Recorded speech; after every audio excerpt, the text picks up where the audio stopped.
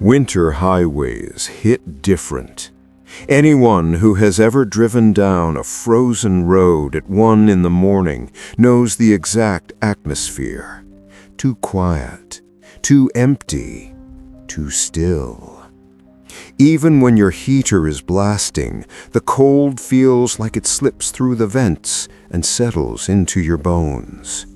That is the tone of the first story, and it only gets stranger from there. Luke was driving across northern Minnesota on a work assignment. Nothing dramatic or intense. He was simply transporting a company vehicle to a mechanic several hours away. A midweek errand that should have been uneventful. Pick up the car, drive across the state, drop it off, go home. That was the plan. But winter highways do not care about your plans. They create their own rules, their own timing, and their own surprises. The kind of surprises that stay in your mind long after the drive is over. It was well past midnight when Luke hit a long stretch of highway with absolutely nothing around him. No lights, no houses, no passing cars, not even wind. He said the world felt paused, like time had decided to stop moving. It was just the hum of the engine, the pale headlight slicing through the snow, and the endless white blur that made the road feel like a tunnel. Around 30 minutes into that isolated stretch, Luke noticed something odd. His headlights looked weaker, not flickering, not failing, just dimmer, like the darkness was absorbing the light faster than usual. He checked the dashboard. Everything looked normal. No warnings, no alerts. But the uneasy feeling crept in anyway, the kind of instinct that makes your stomach tighten even when nothing obvious is wrong. That is when he spotted something ahead. On the shoulder of the road, a shape. At first, it looked like a person, tall, upright, completely still, facing the tree line.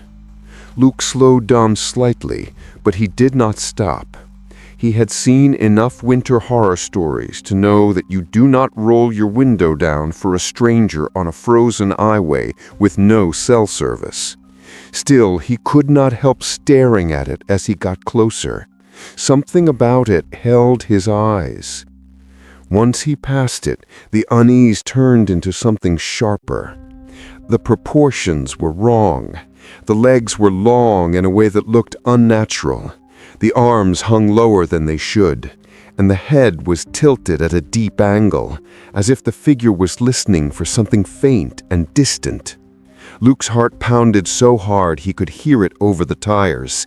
He kept driving, faster now, not daring to look too long. But instinct made him glance into the mirror, and that is when the real fear began. The figure was no longer on the shoulder of the road. It was now standing in the center of the lane, perfectly still, perfectly centered, facing the woods. Not him, not the car, the woods. He blinked, looked again, and just like that, it was gone.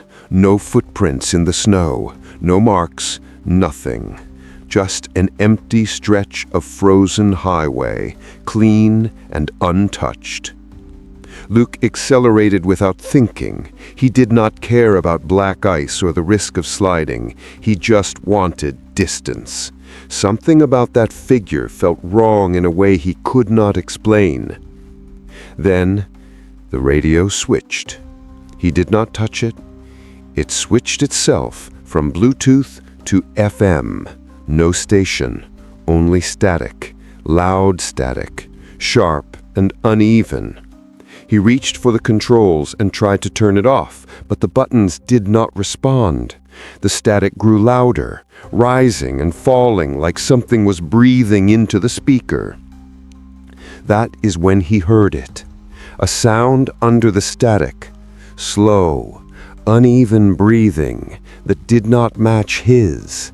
The kind of breathing that sounded too close, too real, not recorded, not distant. He froze. The air inside the car felt heavy, thick, and in the corner of his eye, he thought he saw a shadow in the back seat, something dark, something sitting too still and sitting too close. He refused to turn around. He kept his eyes locked on the road, hands gripping the wheel so tightly that they hurt. The static continued. The breathing continued. The pressure in the car built up, like something was leaning forward, watching him.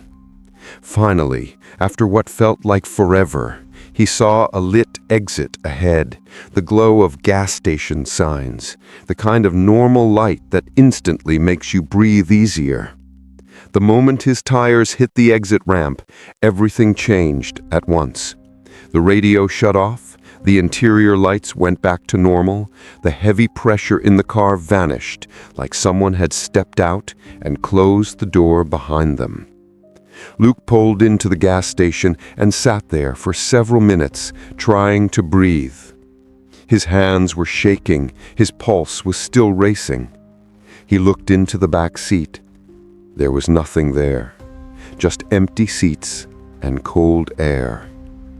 He did not see the figure again, he did not hear the breathing again, but he said he could still feel the same cold heaviness on his shoulders the whole way home, like something had followed him to the edge of the highway and waited until he crossed back into the safety of the light. He turned in the vehicle, filled out the paperwork, and went home without saying a word to anyone.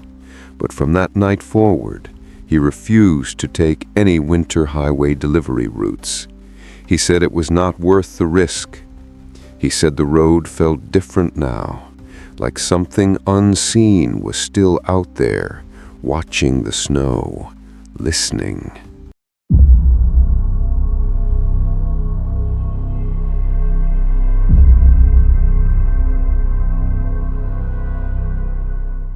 The second story comes from Ashley, a nurse working late shifts in western Colorado. If you have ever driven near the Rockies during winter, you know exactly how wild those roads can get. Snowdrifts taller than your car, narrow cliffs hiding under layers of ice, and long stretches of mountain highway where your phone turns into nothing more than a cold, powerless rectangle.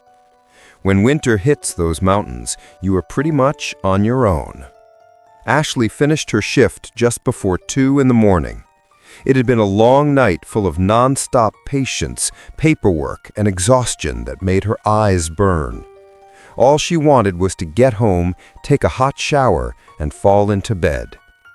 The snow was light at first, tiny flakes drifting sideways like dust being pushed by a lazy breeze. Her cabin was about an hour away, a long drive, sure, but it was a route she knew like the back of her hand. 15 minutes in, the road was still calm, the kind of quiet winter road where your tires make that soft crunching sound that feels almost comforting. She turned the heater up, played a podcast, and settled into the rhythm of the night. That quiet did not last long. She noticed headlights behind her. Again, nothing strange. It was a public road after all. But the car stayed close, way too close. On a snowy mountain road, tailgating is more than rude. It is dangerous. One wrong move and both cars could slide off the pavement. She tapped her brakes gently to signal the driver to back off. Instead, the headlights moved closer. Ashley tried speeding up a little. The car sped up with her. She slowed. The car slowed. There was no mistaking it now. This person was copying her on purpose. Her heartbeat picked up, but she tried to stay calm. Maybe it was a nervous driver who wanted to follow her lights. Maybe they did not know the road well. She gave them the benefit of the doubt until she turned onto a small forest road. Only locals used that road. It twisted deep into the mountains with barely any houses along the way. There was no reason for anyone to follow her out there at 2:30 in the morning during a snowstorm. But the headlights followed. A few minutes later, the car behind her started flashing its high beams. Once, twice, then over and over again.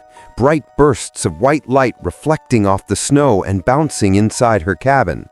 She did not stop. She kept her eyes steady on the road and tried to breathe evenly. She thought about pulling over, but the idea of stepping out into the dark forest with a stranger behind her made her stomach twist. Then things got worse. The car behind her suddenly accelerated, pulling into the opposite lane like it wanted to pass her. But it did not pass. It just stayed beside her, matching her speed perfectly. Its windows were pitch black, no driver visible, no movement, just a silent car hugging the lane only a few feet from hers. The two vehicles rolled side by side for 20 very long seconds. Snow swirled between them like smoke. Then the car jerked forward, swerved into her lane, and slammed its brakes. Ashley reacted before she had even time to think. She jerked the wheel hard. Her car spun slightly, skidded on the icy road, and slammed into a tall snowbank. The impact was so sudden that the airbag burst open in her face, filling her vision with white and ringing noise. It felt like everything around her got yanked away for a second. When she came back to her senses, the first thing she noticed was the cold. A sharp temperature drop as the engine cut out and the heater clicked off. Then she heard footsteps. Slow, steady, crunching footsteps in the snow. Not running, not panicked. Someone was walking around her vehicle with complete confidence. The sound circled her car, moving from one side to the other. Ashley ducked down instinctively, lowering her body in the seat and gripping the steering wheel, trying not to breathe too loudly. She could not see the person's face, but she could hear every step like it was inches away. The footsteps stopped at her door. She heard the faint sound of a hand brushing against the handle. Then a soft click. Someone was trying to open it. Ashley held her breath. Her car was dead. Her phone had no service. The road was empty for miles in every direction. Her heartbeat pounded so loudly she was terrified the person outside could hear it. The handle clicked again, this time harder. But the door did not open. She stayed perfectly still. The footsteps moved again, slower this time, as if the person was studying the vehicle. She heard a tap on the glass, a light metallic tap. Once, then again, like the person was testing the window, maybe trying to see how thick it was, maybe trying to see if it would break easily. The tapping moved along the windows, shifting from the front seat to the back. Then it stopped completely. Silence filled the air. No footsteps, no tapping, no sound at all, except the faint whistling of wind through the trees. For a long minute, Ashley slowly lifted her head just enough to peek above the dashboard. She looked toward the direction of the footprints. What she saw made zero sense. The tracks went away from the car, but not down the road, not toward the other vehicle. They went straight into the trees, deep into the forest. No sign of another car, no sign of a person walking back to it. Just a trail of footprints disappearing into the woods. She stayed inside the car for over an hour, too afraid to move. Eventually, a snowplow rumbled up the road, its bright lights shining over her car. The driver stepped out, saw the stuck vehicle, and immediately called for backup. When Ashley explained what happened, the plow driver frowned and looked toward the trees. "Ma'am," he said, "nobody walks out here in the middle of the night, especially not in weather like this." To this day, Ashley has no idea who was following her or why they tried to stop her. She did not recognize the car, she never saw the driver's face, and no tracks from any vehicle were found near the scene except hers. The only evidence left behind were those footprints leading into the forest. Footprints that should not have been there. Footprints heading in a direction no person would choose willingly in a winter storm. And the frightening part is this: whoever was out there never came back out.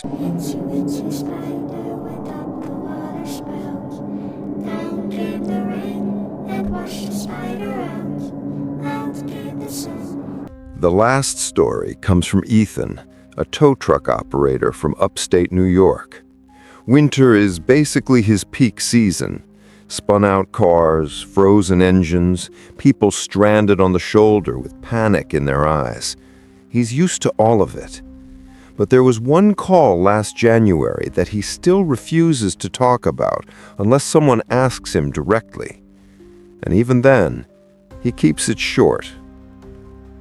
It happened around 3 in the morning, the hour when winter highways feel unreal. Snow covering everything, trees standing still like they're holding their breath. No engines, no wind, just that heavy kind of silence that makes you aware of every sound your boots make. The dispatch message was simple. Stalled SUV on Route 46, driver waiting beside the vehicle. Nothing dramatic, nothing unusual. Ethan had done this job 100 times on that exact stretch of road. But something about that night already felt wrong. He said the snow looked too smooth, like no one had driven through it for hours. When he arrived, he spotted the SUV sitting crooked on the shoulder, hazard lights blinking in slow, steady pulses. Next to it, a man wearing a reflective jacket was pacing, fast, back and forth, like he'd been doing it long before Ethan pulled up. Ethan rolled his window down and called out, "You the one who called for a tow?" The man didn't answer. He just kept pacing with short, sharp steps. Something about him looked uneasy, almost jittery. Not like a normal stranded driver who's cold and frustrated. More like someone who couldn't decide whether to stay or run. Ethan got out of his truck, grabbed his gear, and approached him. "Hey man, you okay?" This time, the guy finally stopped pacing. He turned slowly, like he needed a second to remember how to move. Then Ethan noticed 2 things almost immediately. The reflective jacket he wore was way too big for him, like he just threw it on without adjusting anything. And his face didn't look right. Pale, stiff, eyes unfocused, like he hadn't slept in days or had been out in the cold far too long. The man pointed at the SUV. "She's still inside."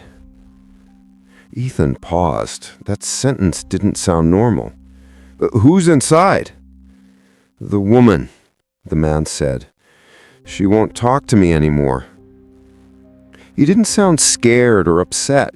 He sounded annoyed, almost like he was complaining about a long wait in a store.